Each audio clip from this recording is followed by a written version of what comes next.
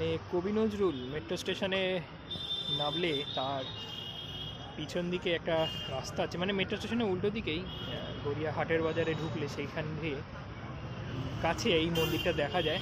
এবং কি মন্দিরটার নাম বল? নতুন হয়েছে এই মন্দিরটা। আগে একটা খুবই ছোট্ট মন্দির ছিল, কিন্তু রিসেন্ট এটা বিশাল বড় হয়েছে। দেখো মন্দিরটা এইরকম, সামনে একটা সুন্দর এবং আমরা এইরকম একটা জায়গায় দাঁড়িয়ে আছি। এই পারে ওপারে দিয়েও যাওয়া যায়, তার জন্য আমাদের এই দিক দিয়ে বেরোতে হবে। বেরিয়ে বাঁ দিকে গেলে ওই পারে রাস্তায় চলে যাওয়া যাবে।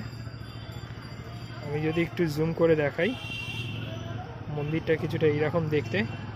মন্দিরটার নাম বলো? বাসনা কালী মন্দির।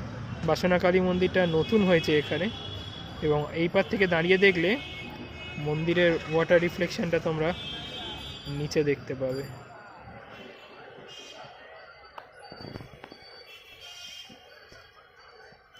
আর যেটা বাঁ দিকে রাস্তাটা চলে গেছে, ওটা ঠিক 2 মিনিট হেঁটে গেলেই গড়িয়া হাটের বাজার দিয়ে বেরোলেই বাঁ হাতে গেলে কবি নজরুল মেট্রো স্টেশনের দিকে যাওয়া যায়। তো আমরা না এই রাস্তা ধরে যাব। হ্যাঁ, আমরা এখন ওই গড়িয়া হাটের বাজারের দিকেই যাচ্ছি, ভিতরের রাস্তা দিয়ে, সন্ধেবেলা। দেখতে থাকো, এখানে একটা পার্কেও রাস্তা আছে, পার্কের দিকে যাচ্ছে রাস্তাটা। আমরা এদিকে রাস্তা দিয়ে আসছিলাম, এরমই একটা সরু গলি, সরু রাস্তা দিয়ে।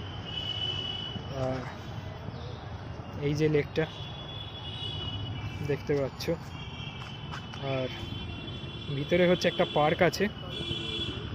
পার্কের ভিতরেও খুব সুন্দর সাজানো দেখতে পাবে। এই দেখো, পার্কের ভিতরে এরকম সাজানো রয়েছে। এটা কি আদিবাসী? এই আদিবাসী সাজিয়েছে দেখো। আর এটা বেসিক্যালি একটা পার্ক, বাচ্চারা আসে এবং সামনে দাঁড়িয়ে আছে সবাই। ওখানে বসার জায়গাও রয়েছে, এখানে বসে এই সুন্দর দৃশ্যটা উপভোগও করতে পারবে। তবে মজার একটা বিষয়, তোমরা জানো আমার একটু সরু গলি, সরু রাস্তা ভালো লাগে। আমি একটা সরু রাস্তা দিয়ে সামনে যাব। এই সামনে রাস্তাটা এরম চলে গেছে, আমি জানি না রাস্তাটা আদৌ আছে না ডেড এন্ড হয়ে গেছে। সোজা হাঁটছি এই রাস্তাটা দিয়ে, এবং আমাদের ছায়া পড়ছে দেখো এই সাইডে। এটা একটা সরু গলি। আমাদের গড়িয়া অঞ্চলেও এরকম সরু গলি অনেক এক্সপ্লোর করব, তোমাদের দেখাবো। এবং এটা রাস্তাটা ডেড এন্ড হয়ে গেছে, ওখানে একটা মাঠ এন্ড হয়েছে না, রাস্তা আছে দেখো। একদম অন্ধকারে আমরা ঢুকে যাচ্ছি, এখন অন্ধকারে মিশে যাচ্ছি। এই রাস্তাটা শেষ এখানে। এই রাস্তাটা কোথাও যাওয়া গেল না, এটা রাস্তাটা ডেড এন্ড ছিল। আমরা আবার বেরিয়ে যাই এখান থেকে।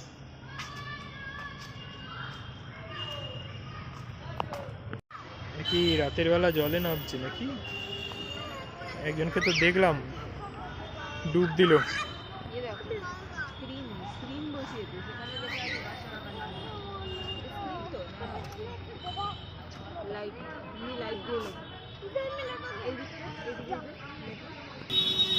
মন্দিরটা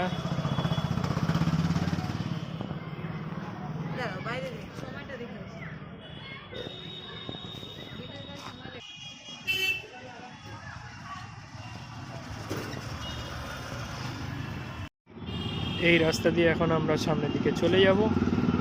এটাই যাচ্ছে বোড়াল মোড়ের দিকে, যেখান থেকে আমরা কবি নজরুল মেট্রো স্টেশনটা পাবো।